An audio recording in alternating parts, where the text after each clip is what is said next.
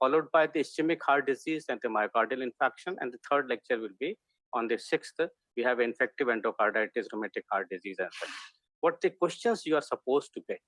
The question number 1, and that is they distinguish between the arteriosclerosis and atherosclerosis, describe the pathogenesis and pathology. The second question that tentatively you can ask for the by the aortic aneurysm, dynamics, pathology, type, complication. And third that we will deal today is the heart failure, etiology, pathogenesis, and how it is going to end. Fourth will be the ischemic heart disease, risk factor, epidemiology, etiology, presentation, gross, microscopic, diagnostic test, complication. And the next lecture will be the rheumatic heart disease, pericarditis, endocarditis. We have read it about the things that in etiology and pathogenesis, the coronary atherosclerosis, complication, and thrombosis, embolus, the superadded thromboemboli leading to the myocardial ischemia, angina, unstable angina, and thrombosis, that is total blockage, and long-lasting effect of the these ischemia leading to the fibrosis of the myocardium or calcification over it, or even the vessels, and then there is recanalization happens. So there may be chronic ischemic things that is happening to the myocardium, and reperfusion injuries, left ventricular failure, cardiac muscle rupture, tamponade. These are the things, and the CHF, the congestive heart failure, that we are going to deal with. So atherosclerosis and arteriosclerosis. We have seen the last time with the arrow, you realize that the anterior descending branch of the coronary artery, the blue color arrow, and then how the apex of the heart is congested, dusky, and is the stasis of the blood with the infarct area and the double arrow, you can still realize. And one dissecting, opening the ostia of the coronary artery, you realize that the large thrombus adhere to the coronary is seen in the anterior branch, and that is the red arrow. We have also read about the thickening of the arteries is the actually happens by the three-way sclerosis or the calcific sclerosis by Mockenberg, the medial thing, or arteriosclerosis. So basically thickening of the arteries is these three terms, localized or generalized, atherosclerosis or maybe calcific sclerosis, that is Mockenberg, happens to uterine artery, or arteriosclerosis, and atheroma, gruel-like, filled with grainy material, and it happens to large elastic arteries, aorta, carotid, or maybe the muscular artery or coronary, I have told you. And I have shown you this thing, low pressure, high pressure, our vascular system. Right is the high pressure system, in which the large aorta or the artery have we realize that they have a muscular layer and the large amount of elastic fiber. The medial and on the right side, you realize the muscular artery, they have more muscles in the tunica media, and arteriole are actually the pressure gauger in have a too much muscular layer. We have read it in the low pressure of the veins that it doesn't have that amount of muscle, red color you have seen.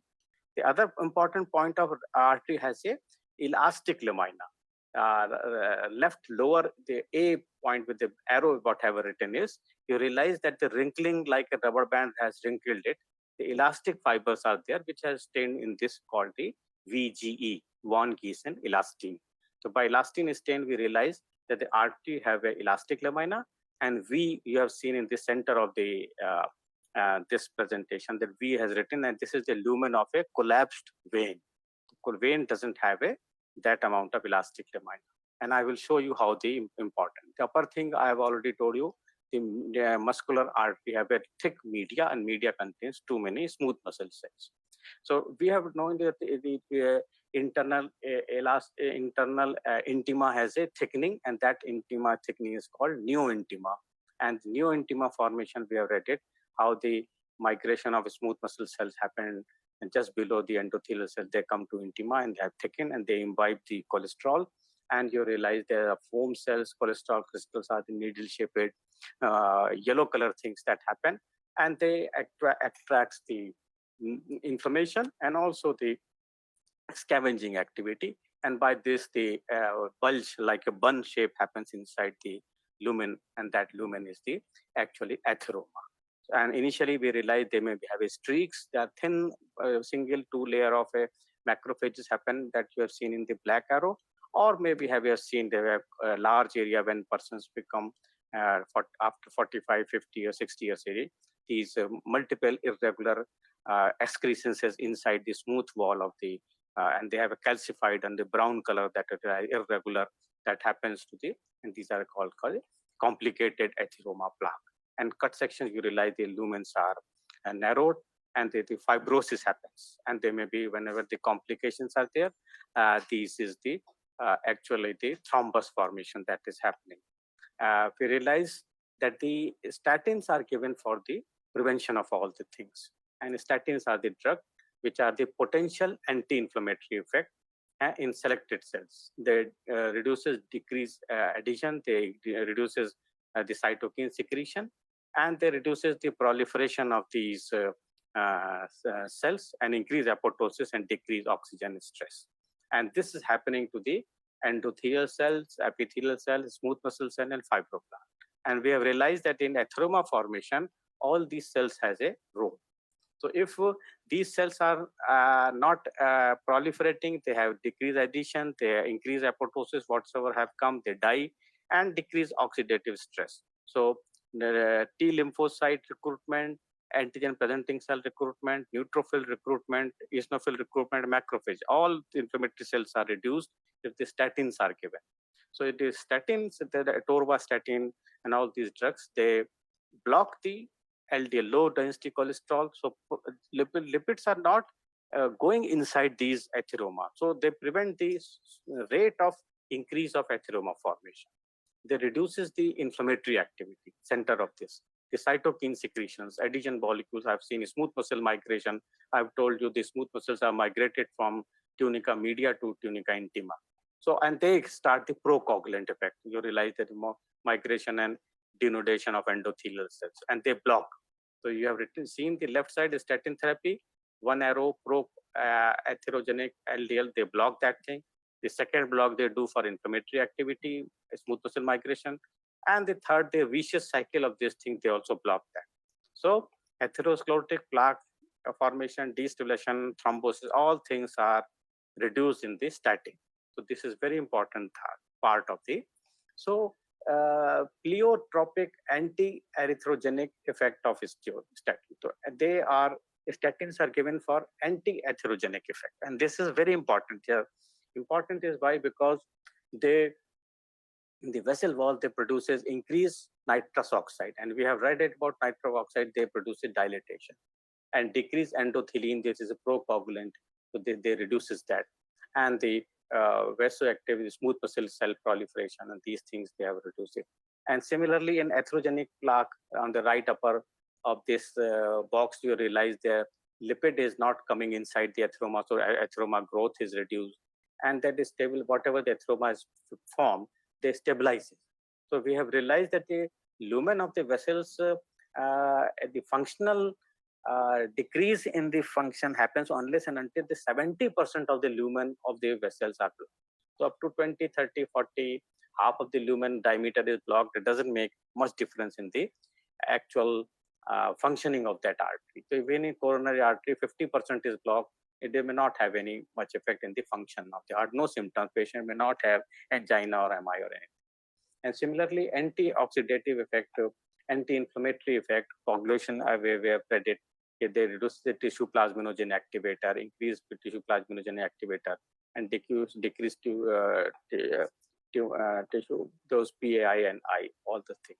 And arteriosclerosis, we have read it predominantly in the kidney, pancreatic, livers, and GI thymosin. And we realize there's some deposition in the vessel wall that is called plasmatic vasculosis. There may be Highline or something. So in the hypertension, initially there is a medial hypertrophy. And in the right end of the pink diagram, you realize, but compared to the left pink diagram, these are the muscle layer of the heart of the both sides. The right one is more a big nucleus, and then the thick heart cells, which are H-shaped or branching and merging with each another. And the left is the thin. So right one is the hypertrophic. And on the upper cut end of the transverse cut end of the heart, you realize that the right panel had the left diagram of the right panel, upper left black one, you realize that the left ventricle is lumen is narrowed and the whole gray color thing is thickened, very thickened. It is called concentric hypertrophy. This means circular and circular, the left ventricular wall muscle has been thickened. When the section are cut perpendicular, you realize the V-shaped ventricle is seen in the most upper left diagram of the heart. You realize that the left ventricle wall is thickened. If someone asks you where you can measure the thickness of the left ventricle wall, so atrioventricular junction, atrioventricle where the mitral valve are attached, atrioventricular junction, 1.5 centimeter below, and the fixed area we measure the thickness of the left ventricle, and it should be around 1.5 centimeter and not more than that.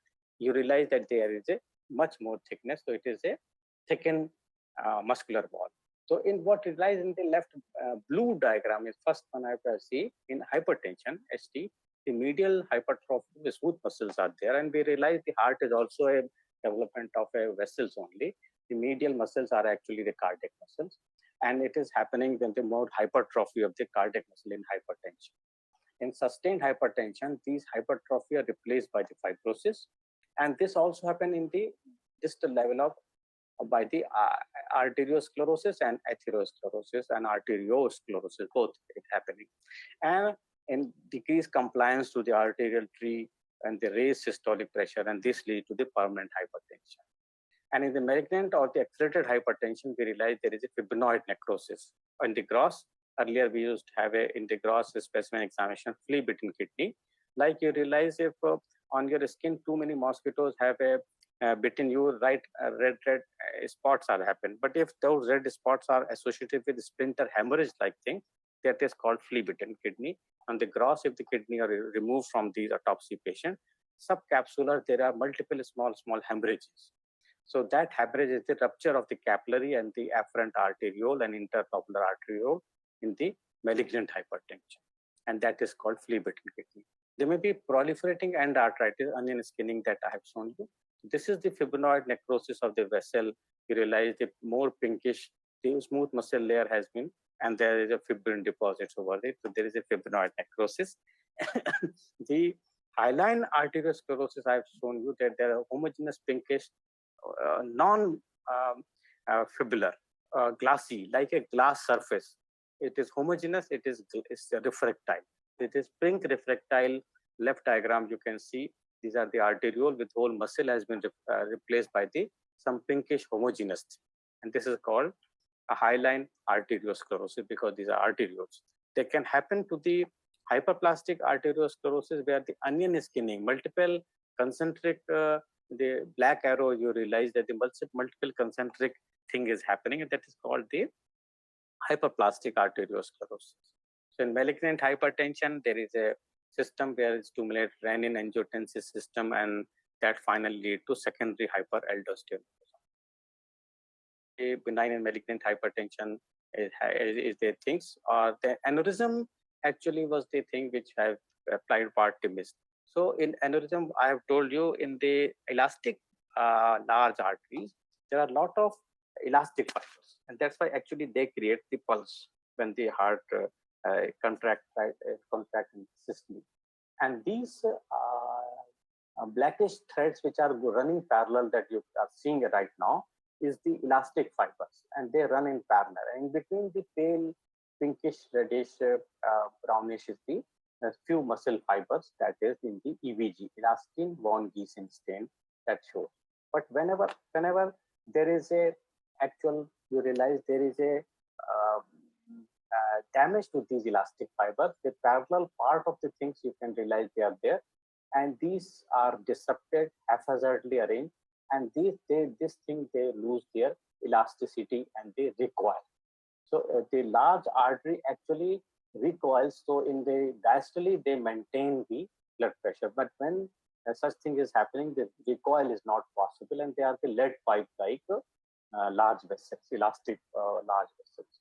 So one thing that on the left upper diagram, I have already shown you the normal elastic internal elastic lamina of the artery are the wavy wrinkled, and whenever these things happen with the some inflammation or the intima where the damage to the elastic lamina happens, as you have seen in the right side of the mid panel, that the broken elastic aversion and the thickness of the lumen has also increased by the thickened internal elastic intima, and the internal elastic lamina is ruptured at the two places. So this is happening where the vessel wall is actually weakened, and if there is a weakened, whenever the pressure comes, like normal you have seen is the pipe-like structure, there is some sac-like thing appearing to the lateral wall, and if that is occurred, that called saccular aneurysm, but it happens only at the one end.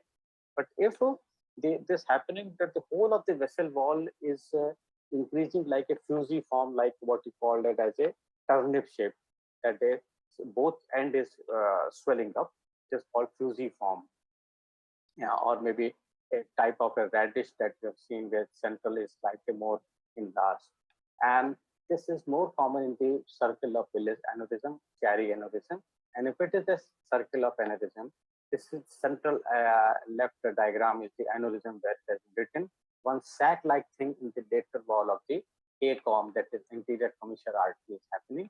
And we realize that at times these aneurysm bleed, so suddenly patients have a sudden severe headache because subarachnoid there is a hemorrhage and that is happening. And this is called saccular aneurysm. The last right-hand side of the lower diagram, you realize that the both ways it is increasing the diameter, and that is actually called fusiform aneurysm. So today's topic, heart failure in ischemic heart disease.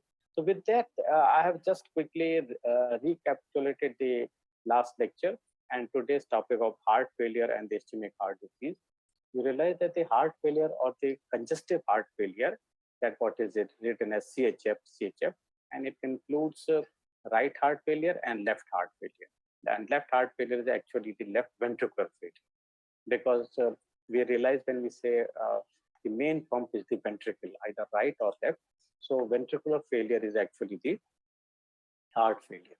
So they can happen at the two moments, the volume overload, that is fluid overload, or the blood overload, and or maybe that blood overload is by the rapid transfusion or by the retention of the excessive amount of salt in the blood, and that is by the renin-angiotensin system, so that too much fluid is collected, and that is actually creating the volume overload. Or there may be at times pressure overload. You realize if something has to push through the one of the door, and if the door is small and there too much inside the pressure is there, so if the door is big, and so that pressure is lost. So whatever the diameter pathology which reduces the diameter of the vessels is actually causing the pressure overload. So you realize the first is the Herotic Stenosis. If the aortic valve or the semilunar valve, if their lumen diameter is reduced to 70% or more, and then heart left ventricle has to pump against it, so there is a pressure overload to the left ventricle.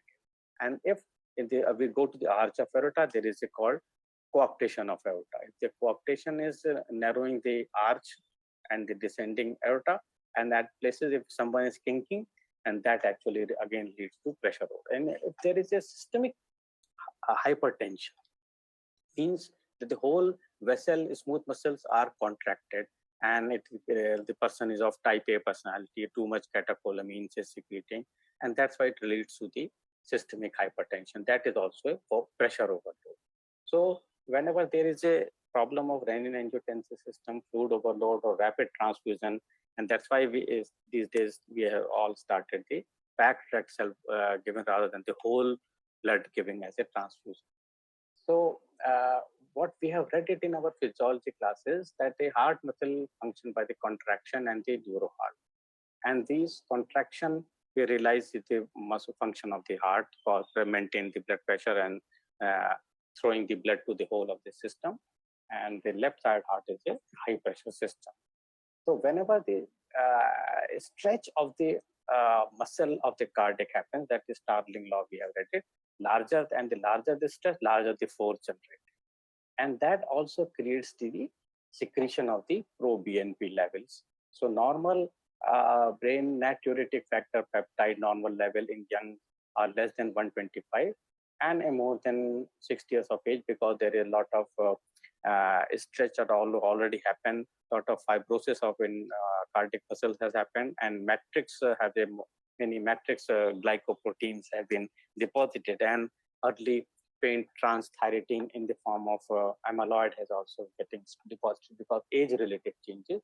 So elder hearts are always usually slightly dilated, more fibrotic, and they don't have that contractile power, and their lumen ventricular lumen is also reduced. That is both things has happened. So the last capital line you must remember that the proBNP level rises, so increase the proBNP level tells heart failure or the heart is in the stress, and this is normal nowadays as a hallmark of the diagnosis of the heart failure. So in the heart failure, or maybe called congestive heart failure, the hypertension causes pressure overload as written in the left upper box. In the valvular disease, that is the aortic stenosis or the mitral regurgitation or the aortic regurgitation, the pressure and the volume overload both is happening. And in the myocardial infarction, when the regional dysfunction is happening and there is a too much salt is getting accumulated or patient had this systemic hypertension, so there is a volume overload is happening. That's why to reduce the volume, they give the diuretics. So increased cardiac work happens whenever all these situation is happening, and there is increased wall stress, and then there is cells are stressed. So pro-BNP are secreted more. You can always gauge that how much heart is under stress. And there is hypertrophy and or dilatation of the heart happens. And this is by the, so in all the systemic hypertension, as I've shown you in the earlier diagram, there is concentric hypertrophy of the left ventricle. The increased heart size and the mass. You can see those on the X-rays and on the Doppler studies.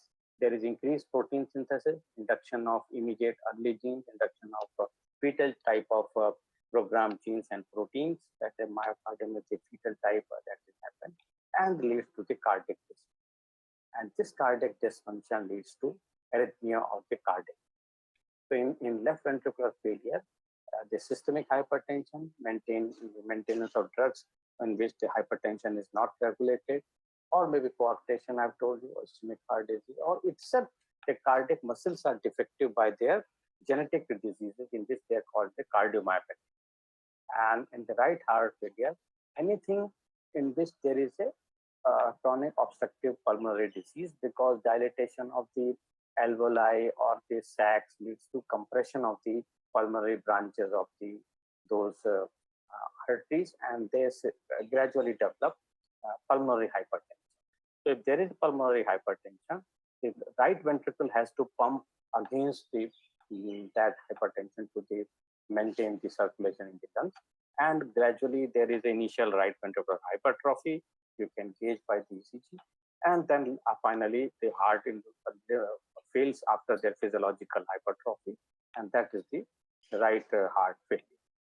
So the second topic of actually today is the ischemic heart disease. In the ischemic heart disease, now we go to the etiology. And in the atherosclerosis and the ischemic heart disease, the etiology is nearly the same. That the most common of ischemic heart disease is by atherosclerosis. So that's why the whole one lecture was dedicated to atherosclerosis and arteriosclerosis. And increased demand, obstruction, ischemia, infarct.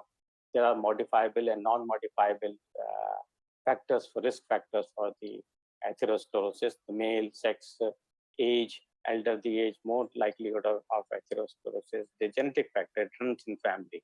And modifiable, I know the lifestyle changes, diet, the high LDL, low HDL, hypertension, diabetes, uncontrolled. These are the risk factor for the atherosclerosis. And modifiable, non-modifiable, we have read it.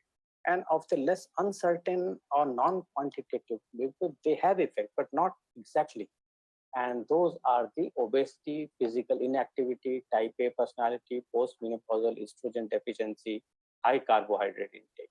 Nowadays, we are taking too much carbohydrate and too refined carbohydrate, and that is actually injurious and forming the accelerated form of atherosclerosis. Alcohol consumption also, and the lipoprotein, the unsaturated fatty acids, and something has come out that the oral hygiene also has the effect on the atheroma formation. And the Chlamydia pneumoniae is the one organism that has been actually putatively etiological agent. So you must remember.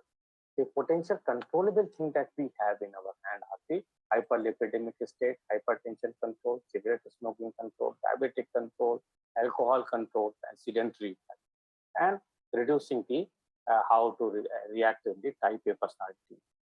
Too much agile, too much in stress, always punctual, and the people who are too finicky about the things to do. So we have to develop the thing to take everything a bit easy. So these things I've already told you: myxoid degeneration, reduplication of internal elastic lamina. So we come to the myocardial infarction. That is today's main topic. And in that we have read repeatedly that the golden hour of heart attack, the first 80 to 90 minutes. And first 30 minutes, if that is the actual golden rule, if thrombolysis has been done within 30 minutes of the start of symptoms, there is near complete reversal. But up to 3 hours, there is a 50% reduction and the 50% gain of the muscular cells back to their physiological state. And we realize even in our medicine or a whole of the MBBS, 50% is the passing mark.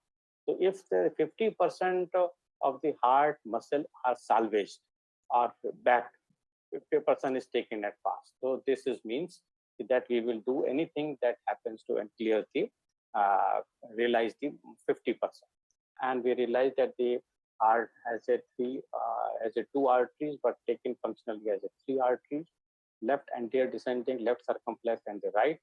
And the main place where the atheroma formation happens, where you realize that it is within 1 to 3 centimeter of the origin of these vessels. So this means still the calibers are larger, and these places, the PTCA, the percutaneous coronary angioplasty, or maybe the fibrinolytic therapy and the putting of a stent over these areas are going to take place. And the left anterior descending, the location of the atheroma and this obliteration happens nearly half of the all the patient of cancer. So left anterior descending is the main culprit area where the atheroma formation happens. And in there, if that happens, anterior left ventricle, anterior septum 2/3, or apex circumferentially are the involved area of the myocardial infarction that we can get up by the ECG. And same for the next is the RCA, that the right coronary artery, 30 to 40%, 1/3 to 40% of the patients, they have a right coronary artery blockage, and that affects the posterior of the left ventricle. So LAD affects the anterior of the left ventricle, and RCA affect the 30%, 40% posterior of the left ventricle, posterior septum, and right ventricle free wall. And left circumflex is actually 15 to 20%, and left lateral wall except the apex. Etiology, we have sorted. Site, I have told you. The things of the clinical symptoms, you must have read it repeatedly, that the angina is the commonest, and commonest with the exercise induced, or rest there is relief. So initially when there is a 70% block, or maybe slightly 75%, 78%, patient have a stable angina, means whenever he exercises or he have excitement, seeing some film or other thing, he develops some pain and pressure, heaviness over the chest, but he relaxes, that those pain goes up. This is called exercise-induced, excitement-induced angina. It's called stable. But if there was a stable angina, it is actually atherosclerotic narrowing, and they may be superadded if there is a superadded vascular contraction.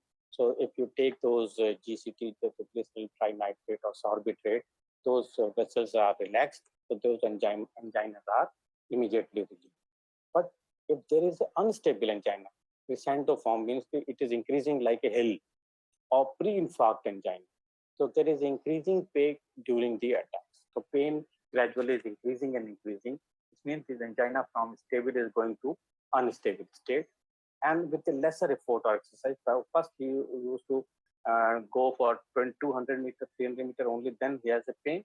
Now for 50 meters walking he develops. So this means then the narrowing is increasing and he is shifting from stable to unstable angina. They are slightly more dangerous patient because anytime they may go for the sudden block. So advanced atheroma is happening and they are prone to complication. These patients are, I have shown you how the atheroma actually ulcerate, may have over there fibrin clot formation, and over there if sudden thrombus is happening, that means total blockage and the patient will go for ischemic heart disease and the myocardial. Fringe metal variant of angina occurs at depressed spasm of coronary artery, may not have any atheroma, and then by the GT, the glycerol trinitrate or the sorbitrate there. So angina pectoris, acute myocardial infarction, sudden cardiac death, SCD, or the chronic ischemic heart disease which leads to heart failure, LFT that we have read it. So this is the spectrum of the changes. Angina pectoris is dynamic. It goes and comes and goes. And with the stable, unstable, or maybe the just spasm of the coronary vessels, that is the fringe metal angina. There may be total obliteration, and that leads to the myocardial infarction. Means infarction is the death of the tissue still forming the part of the living organ. So small part of heart muscles, in particular territorial where the arteries are supplying, has been dead. Sudden cardiac death happens actually, the pain starts and before the patient says something about pain, he just giddiness and he's about to say something, but something happens, the arrhythmia occurs, and patient is unconscious and is not able to communicate and die within the 2 to 5 minutes of the start of the thing. Those are called sudden cardiac, and these are actually most of them are due to the ischemic heart disease having the arrhythmia set in before everything starts. And chronic ischemic heart disease is actually the slow growing type of the heart dysfunction. It's just having uneasiness, may not have severe pain like angina, but gradually his walking capability, doing the work is reduced, and because of the gradually slowing down of many vessels, small thrombus, the cardiac muscles are gradually replaced by the fibrosis and gradually less functioning and ejection fraction of the cardiac. So angina pectoris site, the left arm in the inner part and how the heavy chest and these things happens. And we have realized that these things happen, the chemical mediators and this very causing chest pain and angina infarctions. In the infarction, there is a inflammation, then granulation tissue is healed by the fibrosis. So everything that we have read it, while any part of the body which is infarcted is necrosed, there is those are the coagulative necrosis. That whole thing is coagulated, like things that you've seen in the coagulum formation, gel-like formation in the clot. But you're in coagulative necrosis, you realize you can still know the overall morphology, but exact cell, cytoplasm, nucleus cannot be easily demarcated. They are slightly more easily. But gradually they are being invaded by the macrophages and then healing by the fibrosis or the scar. And then actually scar is the thinned out area. And this thing we all know very clearly. And the complication of these things happens, acute sudden cardiac death, conduction defects, that is called arrhythmia, or right bundle branch block, left bundle branch block if the conduction system are getting infarcted or maybe blocked. There may be, so thinning happens that the rupture of the cardiac muscle happens. So if the cardiac muscles are ruptured, and they actually then rupture to the pericardial sac. So there is too much blood inside the pericardium, and that actually starts constructing the heart function and filling of the ventricle in the diastole, and that is gonad. And in late complications, like a congestive cardiac failure, aneurysm, or infection overhead because the thrombus are there, it is situated at that place, and these things happen. So in the coronary block, I have told you that there's 70% up to 70% of the luminal diameter block these are asymptomatic. And this thing is there that with age, we know that the atheroma are normal formation with slow growing, but these things up to 60 to 65 years of age, and 10, 20, 30% blockage are happen usually, up to 50 to 60% may happen, but more than 70, 75% and 2/3 of the lumen is blocked, as the second diagram you realize, third and fourth, that the patients start developing angina. That is whenever he or she does heavy physical activity, the compression, uneasy. The blockage is luminal blockage 90%, and there is a fixed stenosis. This means like a third level right diagram, that the whole of the neointima is formed, the lumen is so narrow, the 90% diameter of the lumen is blocked. And that is the fixed stenosis or the chronic ischemic heart disease. The plaque formation, sudden changes that the atheroma is formed, it has ruptured, it has bled, and there is a sudden thrombus formation which is growing, and it is growing from left mural thrombus, that is called as, and the right lowest mode you can see is the whole of the thrombus has filled the lumen. So by that you can realize that the myocardial infarction or sudden cardiac death has happened. So we must know that as a clinician, which some of you will use cardiology as a branch, that the platelet aggregation, some drugs to reduce the platelet aggregation when these atheroma are likely to have. So those aspirin, low dose aspirin, you must going to read it in the pharmacology classes. And the statins, I have told you how the statin works. Reduce migration of endothelial cells, reduce inflammatory cell recruitment, reduce LDL and cholesterol going inside those to increase the atheroma formation, platelet aggregation reduction. So they reduces the rate of atheroma formation. The other thing that what happening to the acute myocardial infarction and how we're going to test those. The most right side is the one of the vessels that is there, which takes the blood. You realize that in the vessel there are anaerobic respiration and aerobic respiration. And anaerobic respiration, the myoglobin is not required and the mitochondria is not required. So means the redness of the muscle will not be there, and it is a white muscle. In the lower animals like avian, the birds, for sudden fight and flight reaction, this means the breast muscles, that is the pectoralis muscles, which is the main muscle of the chicken, is the white muscle, and it is more healthy to eat what the people don't work on vegetarian. That they are the white muscle because the less number of myoglobin. So those can work in the anaerobic condition. So when the birds are flying, you must have realized Trans-Siberian crane, they go migrate from transcontinental 2,000 kilometers, 5,000 kilometers, and they can fly non-stop for 7, 8, 10 days. So these muscles are made to work in anaerobic conditions. And the second thing that we have read it, that when the bird is standing on the ground, this means her both legs are there. So these are the slow and steady muscles. So slow and steady means chicken legs. And chicken legs, the lollipop-shaped legs, are red in color, more red. And they have a aerobic respiration. This means they have a mitochondria, they have more mitochondria, they have a myoglobin. So these aerobic, the heart muscle, unfortunately, are basically working as a aerobic, not as a anaerobic.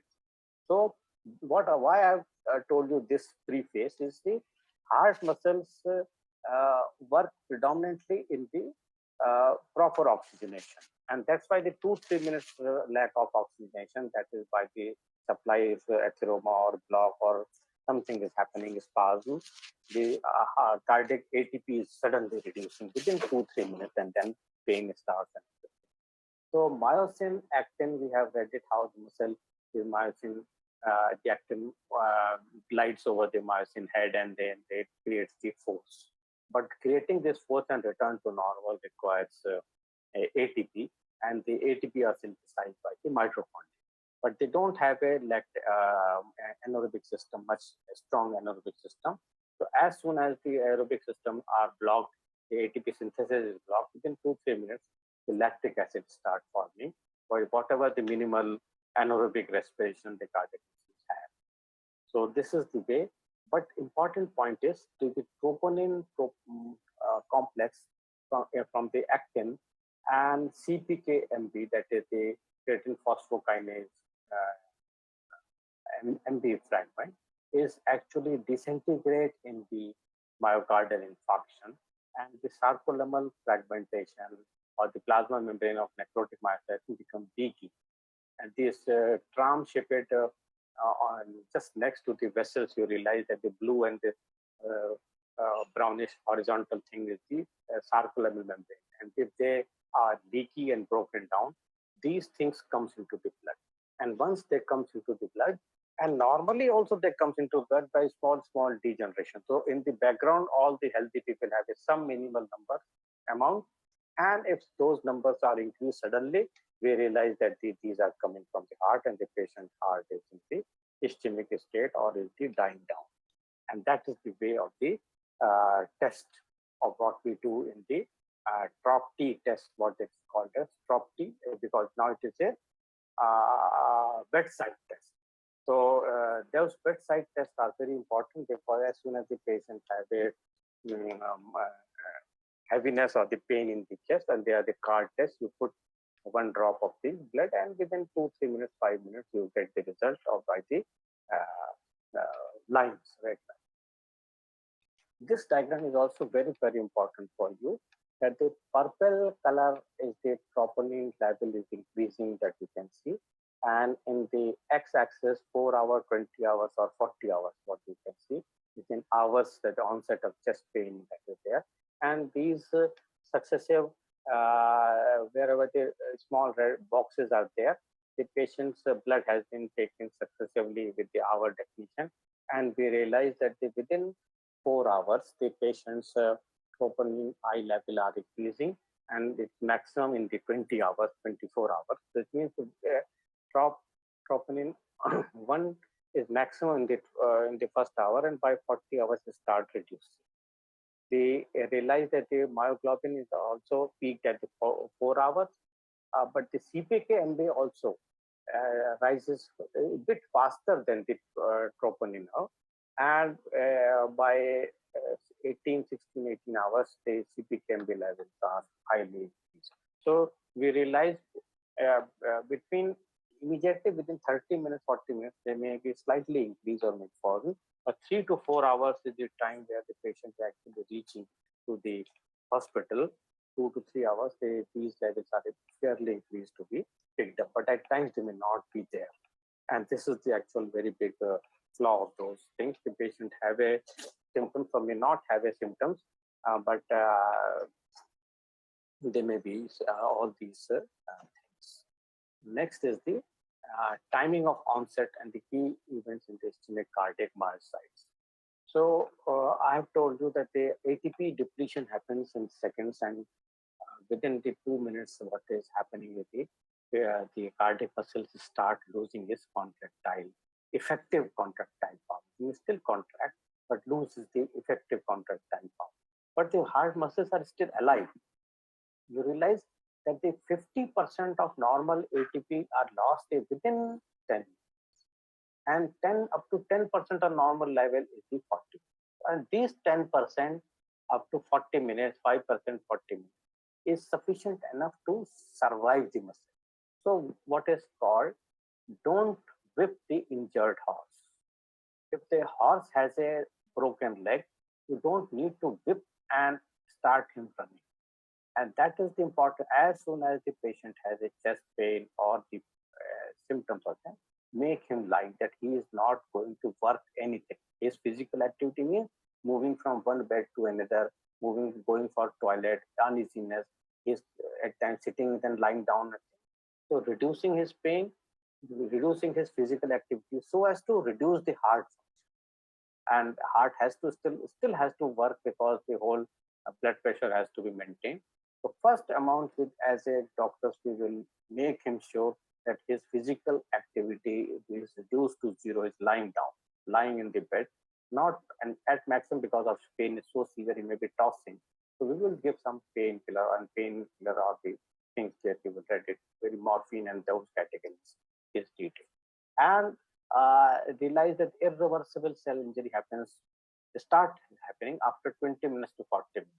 And that's why they said the golden hour of prevention of heart attack, going to reversal to back is the 30 to 40 minutes, where 50% or more of the heart muscles can be salvaged. So that is very important point that we have gone through. The microvascular injury, that the vessels start getting endothelial swelling, a small clot formation, those things happening more than 1 hour. And even if we have restored the large coronary right, left, or anterior descending, we have maintained the patency or put the stent over it, remove the clot or remove the atheroma, even then the microvascular injuries and injury to the irreversible injury to the cardiac myocyte, the chances of the complete reversal is minimal. In this diagram, you realize that the X left, if we see the left diagram, that the x-axis is the minutes and the y-axis is the ATP and the lactate. How much ATP is there and how much lactate is there. And ATP is the pink and the lactate is yellow.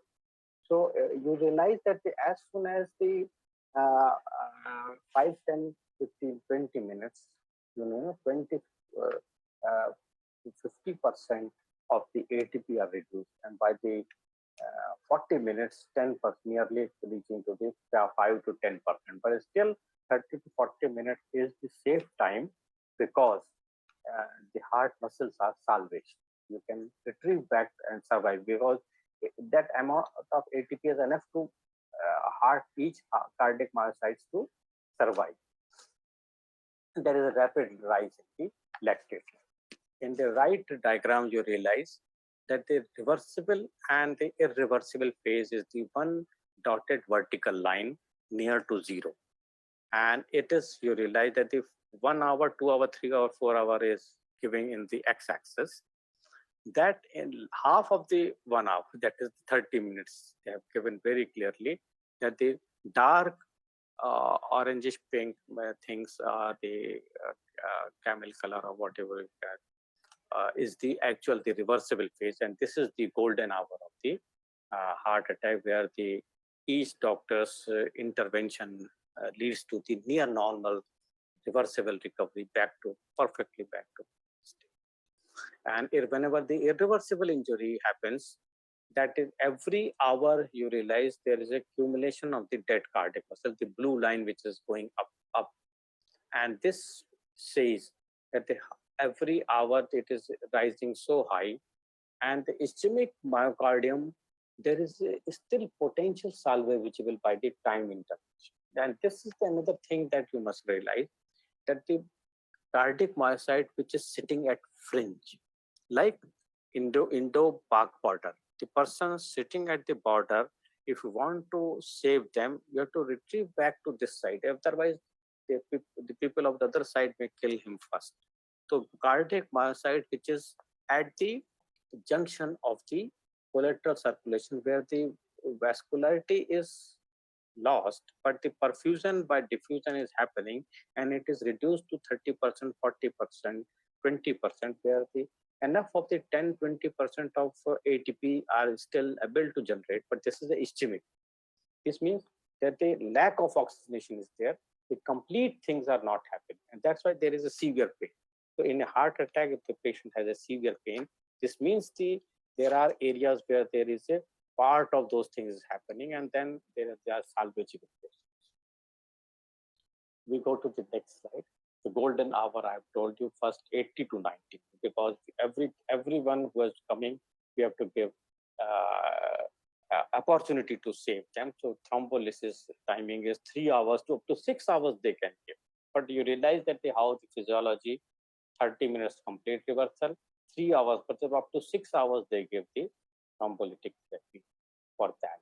Because, and then another important thing, If we see that like a right upper diagram of the external surface of the heart, where the anterior descending coronary artery has a thrombus, and then the pale pink round area is the complete infarct, and the dotted area is the fringe area where salvageable myocytes can be recovered if we want to recanalize them or maybe intervene with the drugs.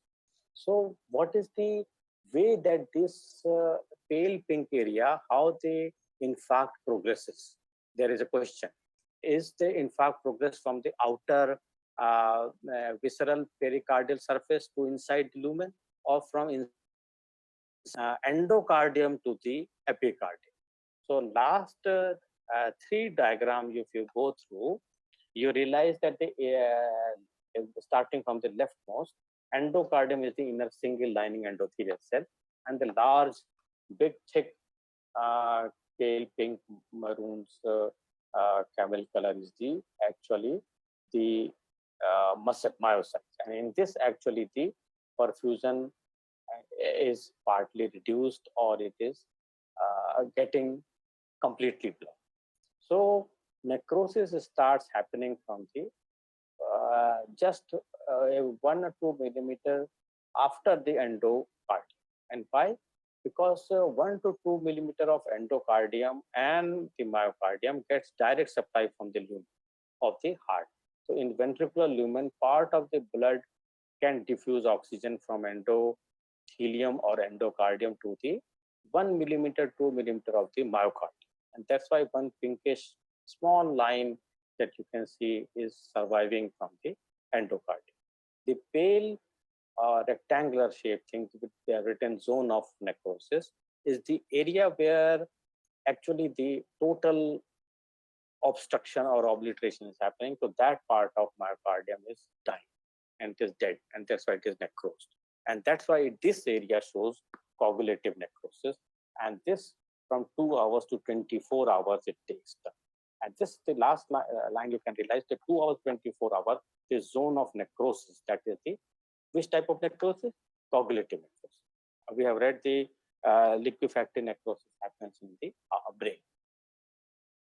If we cut the heart of an autopsy specimen, and to show you that the central diagram where some radiating arrows are there, the left ventricle, the right ventricle, the interventricular septum, and the 3 round figures are the 3 coronary arteries. The anterior most is the anterior coronary, anterior descending. The right on the lateral border is the left circumflex, and the posterior is the right coronary artery posterior. That's it. If block happens to the, now we go to the left upper diagram. If you see that the left anterior descending is blocked, the part of the anterior interventricular septum is involved, anterior wall of the left ventricle is involved. That you can get it very easily. And transient or something is restoration of happens if the flow is reperfusion is happening. You realize the infarcted area is the just below the endocardium, and the rest of the thing is recovered. So this is very important. They call the regional subendocardial infarct. So if there is a transient ischemia, transient thing happens, this type of infarct is happening, that the surface from surface visceral pericardium, the part of the muscle is saved and surviving. Only the subendocardial vessel, which is the brown color irregular thing is happening, that is the lost. Now we go to the horizontal, left horizontal, that is the left circumflex, and the lateral wall of the left ventricle is involved, and that is happening. And if there is a global hypotension, that is the patient blood pressure is reduced to the less than 60 millimeter of systolic. So global hypotension is happening, and this happening that causes the circumferential subendocardial infarct. And this is very important thing that you must remember, that all the 3 vessels are partly giving less perfusion